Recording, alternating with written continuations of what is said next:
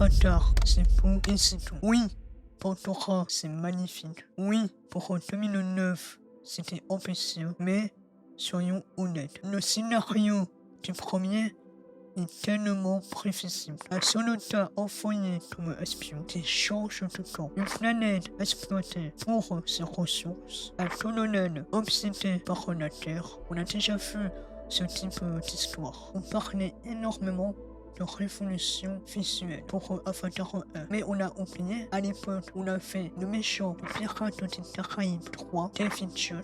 Visuellement, il était bien fait. Et même à côté, on a eu Transformers. Les effets spéciaux étaient impressionnants. Pendant longtemps, Avatar 1, il n'y a pas eu de révolution visuelle, selon moi. Oui, Pandora, c'était magnifique, mais c'est donc oui, le monde de Avatar est magnifique, mais pas non plus révolutionnaire. Et pour la musique, à part aux scènes du générique, aucune musique m'a plu. Pour le deuxième film, on a attendu 15 ans pour avoir une version aquatique du premier.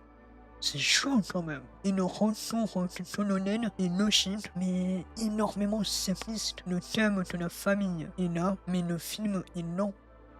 Énormément lent. Je me suis fait chier. Visuellement, rien de fou. À part l'aspect aquatique, je n'ai pas vu un changement énorme. Les 40 dernières minutes sous dynamite est même émouvante, mais ça ne justifie en aucun cas l'attente. Je ne dis pas que Avatar est mauvais, je dis juste que c'est peut-être surcoté. Visuellement, oui, c'est beau. Est-ce que l'histoire du film est profonde? Pas du tout. Et je me pose une question. Est-ce que le premier film aurait eu la même performance sans le nom de James Cameron? Je pense que si c'était un autre réalisateur, le premier aurait moins marché et le deuxième aussi. Je pense que les deux films ont fonctionné grâce à la réputation énorme de Cameron. Et je pense que ça a énormément aidé.